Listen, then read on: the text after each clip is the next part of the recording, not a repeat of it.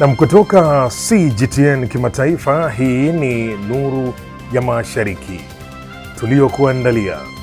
Wadau wa AI wakutana Shanghai kujadili ushirikiano wa kimataifa. Shirika la ndege la Cambodia lanunua ndege 20 za C909 kutoka China, na watengenezaji wa magari wa China wapanua soko Tanzania wakilenga kubadili utegemezi wa magari yaliyotumika. Kwa haya na mengine mengi, karibu kwenye Nuru ya Mashariki. Jina langu ni Jacob Magoa, usiondoke.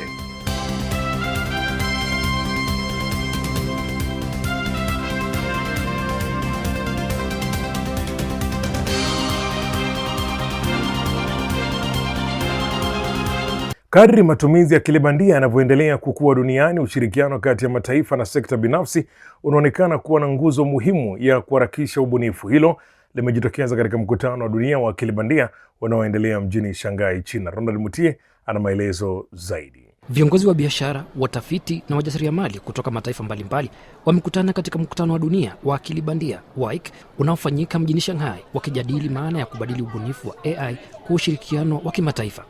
Mkutano huo wa siku 4 unafanyika chini ya kauli mbiu ushirikiano wa AI kwa mustakabali bora. Mbali na kuonesha teknolojia mpya, washiriki wanatumia jukwaa hilo kujenga ushirikiano wa kibiashara, kuimarisha minyororo ya ugavi na kupanua shughuli katika masoko ya kimataifa. My point is not being a customer or provider of technologies, but try to identify the path to actually collaborate and work together. Mkutano huo pia umetoa fursa kwa makampuni madogo kukutana na wawekezaji, watafiti na wateja wapya. Kampuni moja ilianzisha kundi la mtandaoni siku ya ufunguzi na kuvutia mamia wa washiriki waliobadilishana mawazo, kutafuta fursa za biashara na suluhisho za kiteknolojia. Washiriki wanasema maendeleo ya akili bandia hayawezi kutegemea ubunifu wa teknolojia pekee, bali pia ushirikiano kati ya sekta na mataifa. Kwa wageni wengi wa kimataifa, mkutano huo pia ni nafasi ya kuona jinsi AI inaweza kutatua changamoto za kila siku. Kadri mataifa yanavyoelekea kuwekeza katika teknolojia ya AI, mkutano huu wa WAIC unaendelea kuwa jukwaa muhimu la kuunganisha mawazo, teknolojia na fursa za kibiashara, huku ukichochea ushirikiano wa kimataifa katika sekta hiyo. Shirika la ndege la taifa la Cambodia limesaini makubaliano ya kununua ndege 20 za abiria aina ya C909 zinazotengenezwa nchini China. Hatua hiyo inalifanya kuwa shirika la kwanza la kitaifa kutoka nje ya China kuagiza kwa pamoja ndege hizo. Tom Wanjala anatuarifu zaidi. Shirika la ndege la taifa la Cambodia, Air Cambodia, limesaini makubaliano na kampuni ya China ya kutengeneza ndege Comac ya kununua ndege 20 za abiria aina ya C909. Makubaliano hayo yaliyotiwa saini mjini Shanghai yanaifanya Air Cambodia kuwa shirika la kwanza la taifa kutoka nje ya China kuagiza kwa pamoja ndege za C909 zinazotengenezwa nchini humo. Kundi la kwanza la ndege hizo linatarajiwa kukabidhiwa katika nusu ya pili ya mwaka huu na kuanza kutumika katika safari za kibiashara.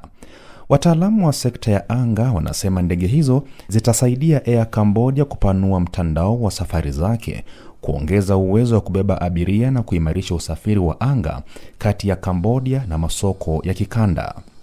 Sambamba na hilo, Comac na sekretarieti ya usafiri wa anga ya Cambodia zimesaini hati ya makubaliano ya kuimarisha ushirikiano katika usalama wa anga, uthibitishaji wa ubora wa ndege na mafunzo ya wataalamu wa sekta hiyo. Ndege ya C909 iliyokuwa ikijulikana awali kama ARJ21 hubeba kati ya abiria 78 na 97 na inaweza kuruka umbali wa kati ya kilomita 2225 hadi 3700. Ndege hiyo imeundwa kwa ajili ya viwanja vya ndege vyenye njia fupi na nyembamba za kurukia na kutua, na inaweza kufanya kazi vizuri katika mazingira ya joto kali, maeneo ya mwinuko na upepo mkali wa pembeni. Tangu kuanza kutumika nchini Indonesia mwezi Aprili mwaka 2023, ndege hiyo imeendelea kupanua huduma zake katika masoko ya kimataifa ikiwemo Laos na Vietnam. Kwa sasa C909 inahudumia miji 28 nje ya China na tayari imesafirisha zaidi ya abiria milioni 1. Kwa mujibu wa mamlaka ya usafiri wa anga ya China, C909 inachangia takriban 70% ya ndege zote za safari za kikanda nchini humo. Aidha, China sasa ina idadi kubwa zaidi ya wasafiri wa anga duniani, huku takwimu zikionyesha kwamba katika kipindi cha miaka miwili iliyopita, nchi hiyo imeongeza wastani wa wasafiri wapya milioni 40 kila mwaka na kufikisha jumla ya wasafiri wa anga milioni 470. Na kwingineko ni kwamba hifadhi ya taifa ya Sanjiangwan iliyoko mkoani wa Qinghai kaskazini magharibi mwa China imepata mafanikio makubwa katika urejeshaji wa mazingira ndani ya kipindi cha miaka 10 iliyopita. Jitihada endelevu za uhifadhi zimechangia kuongezeka kwa idadi ya maziwa na kurejeshwa kwa maeneo makubwa ya nyasi yaliyokuwa yameharibika. Nilifuatilia taarifa hiyo na kukuandalia ripoti ifuatayo. Eneo la Sanjiangwan linalojulikana kama mnara wa maji wa China ndilo chanzo cha mito mitatu mikubwa ya Yangtze, Yellow na Lancang. Aidha, eneo hilo lina mojawapo ya viwango vya juu zaidi duniani vya bioanuwai katika maeneo ya milimani yenye mwinuko mkubwa. Katika kaunti ya Maduo iliyoko kwenye eneo la chanzo cha mto Yellow ndani ya hifadhi ya taifa ya Sanjiangwan, wanyamapori wameendelea kustawi kando kando ya maziwa.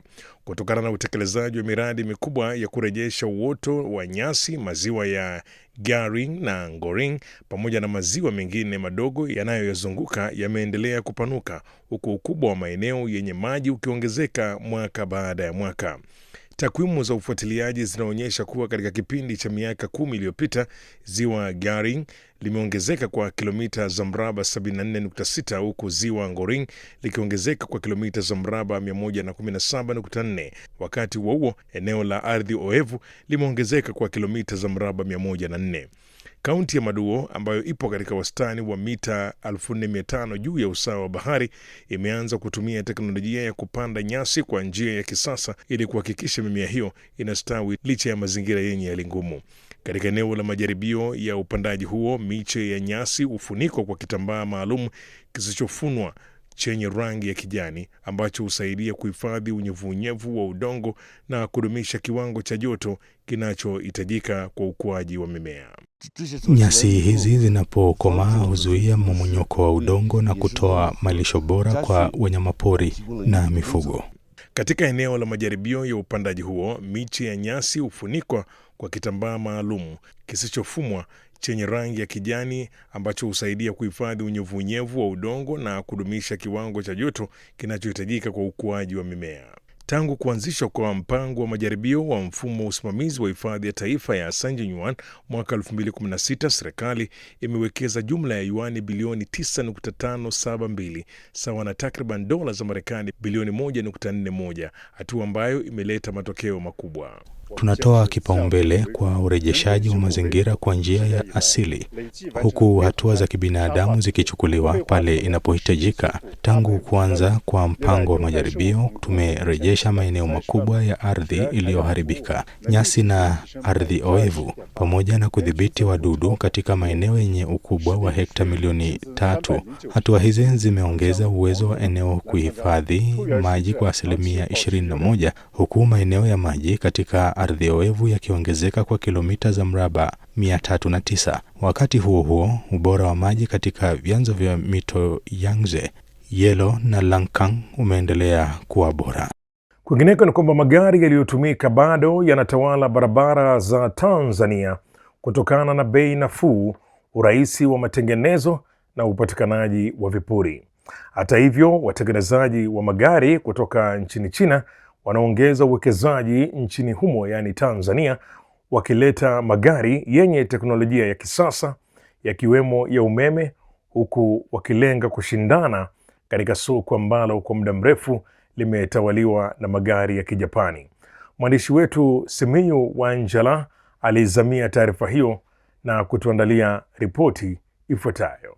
Magari yaliyotumika ni sehemu ya kawaida na mandhari ya barabara nchini Tanzania. Takwimu za Benki Kuu ya Tanzania zinaonyesha kuwa matumizi ya fedha kwa uagizaji wa magari ya matumizi binafsi yaliongezeka kwa karibu 54% katika robo ya kwanza ya mwaka 2026. Wauzaji wa magari wanasema mahitaji ya magari ya mitumba au magari yaliyotumika yanaendelea kuwa makubwa licha ya ongezeko la kodi za uagizaji.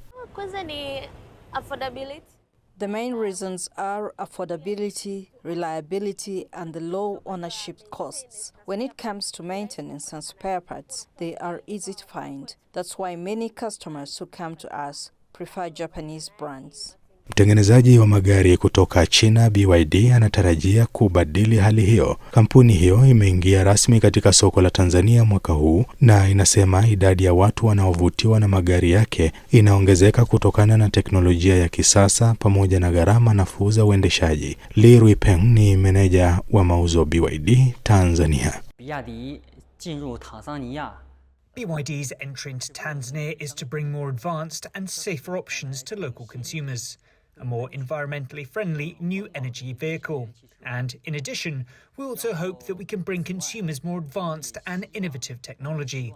This will allow our consumers to choose and have more options. Chapa nyingine za magari kutoka China zikiwemo Chery, GWM na Jitoa zinaendelea kupanua shughuli zake barani Afrika kwa kutoa magari yenye teknolojia ya kisasa pamoja na aina za mseto na za umeme. Takwimu zinaonyesha kuwa mauzo ya magari ya China barani Afrika yanaendelea kuongezeka, yakichochewa zaidi na ongezeko la 75% la mauzo nchini Afrika Kusini, ambalo ndilo soko kubwa zaidi la magari barani humo. Wachambuzi wanasema bei shindani pamoja na dhamana za muda mrefu zinawavutia wanunuzi wengi zaidi. Hata hivyo, bado kuna changamoto. Wauzaji wa magari wanasema moja ya vikwazo vikubwa ni uhaba wa mafundi wenye ujuzi wa kutengeneza magari mapya ya China yenye teknolojia ya kisasa ili kuongeza sehemu yao ya soko. Kampuni kama BYD sasa zinalenga taasisi za biashara pamoja na magari ya serikali, sekta zinazotafuta kupunguza matumizi ya mafuta na uzalishaji wa hewa chafu. Lengo lao ni kupanua shughuli kutoka Dar es Salaam hadi maeneo mengine ya Tanzania, huku ushindani katika soko la magari barani Afrika ukiendelea kuongezeka. Tuna partnership na VETA. We have partnered with Vocational Education and Training Authority to provide training on BYD technology to technicians. The goal is to make these skills available across the country. If local mechanics do not understand BYD vehicles, they may not be able to help customers when problems arise. Na Mchina inaendelea kutumia teknolojia za kisasa kuimarisha usalama wa chakula, huku kilimo cha ndani ya majengo kikipewa nafasi ambayo ni kubwa zaidi. Mkoani Sichuan, kiwanda cha kwanza duniani cha mimea chenye jengo la ghorofa 20 kinaonyesha namna kilimo cha kisasa kinavyoweza kuongeza uzalishaji kwa kiwango ambacho ni kikubwa. Tujiunge basi na Zakia Pong atufahamishe zaidi katika sehemu yetu ya Ifahamu China.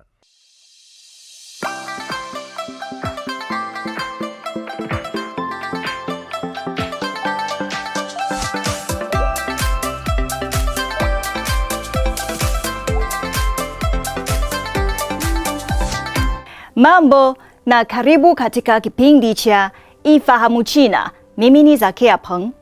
Jengo la wima la ghorofa 20 la kiwanda cha mimea huko Chengdu, mkoa wa Sichuan nchini China, inatafiti njia za kuunga mkono kilimo cha kisasa nchini humo, likijikita katika ukulima wa kisasa wa kiviwanda.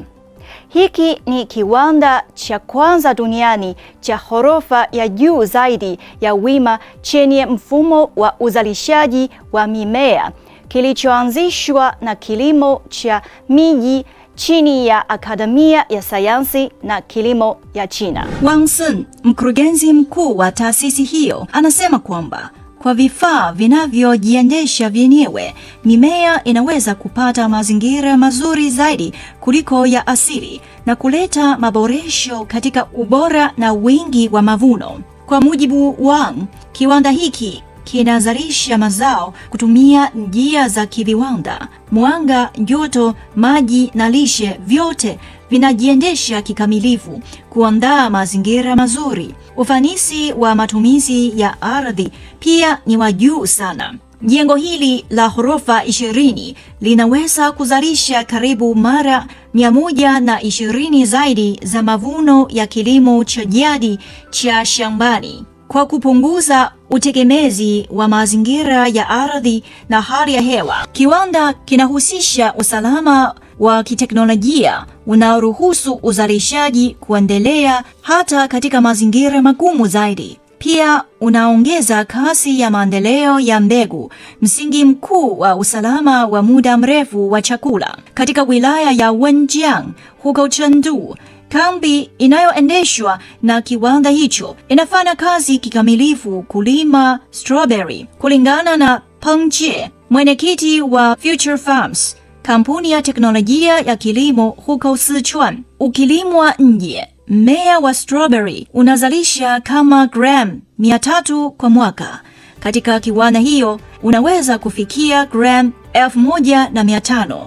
Teknolojia hii inaongoza katika ushindani wa kilimo duniani. Wakati China ikiangazia mpango ujao wa miaka 5, wataalam wanasema kilimo cha kisasa na rahisi katika viwanda vya mimea kinatarajiwa kwenda mbali zaidi ya maeneo ya majaribio na kuchukua nafasi kubwa zaidi katika mkakati wa muda mrefu wa chakula nchini China. Haya, kwa leo kipindi hiki kinaishia hapa. Katika kipindi kijacho nitaendelea kukuletea mambo mengine yanayovutia kuhusu utamaduni na jamii ya China. Asante kwa kuwa nami. Mimi ni Zakia Peng. Kwa heri. Na mtazamaji, sasa basi ni wakati wa kujifunza lugha ya Kichina. Katika sehemu hii tunakuletea masomo ya lugha ya Kichina hatua kwa hatua na kwa njia ambayo ni rahisi na ya kuvutia kabisa. Karibu basi kwa pamoja ili tuweze kujifunza lugha ya Kichina.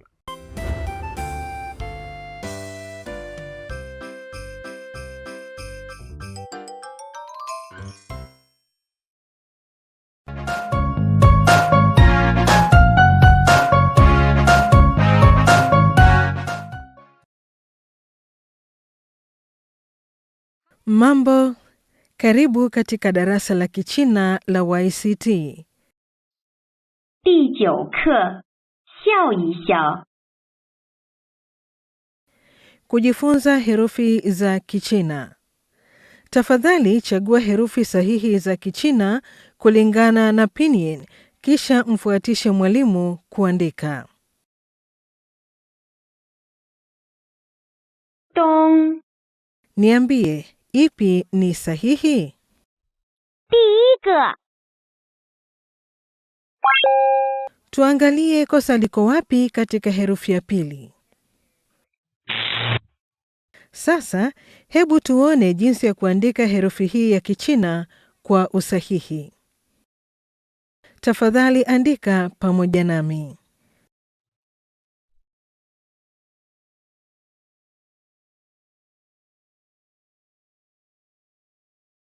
Dio. Niambie, ipi ni sahihi? 第二个。 Tuone kosa liko wapi kwa herufi ya kwanza. Sasa, hebu tuone jinsi ya kuandika herufi hii ya Kichina kwa usahihi. Tafadhali andika pamoja nami.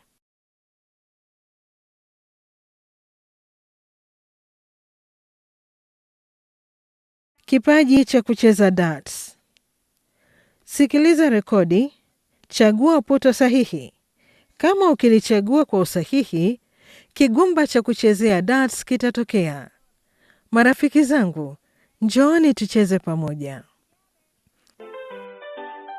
东西。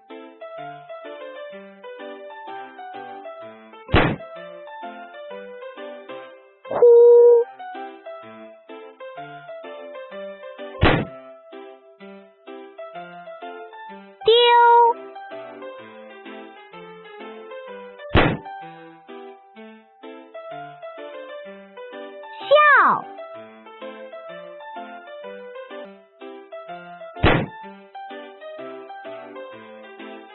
到。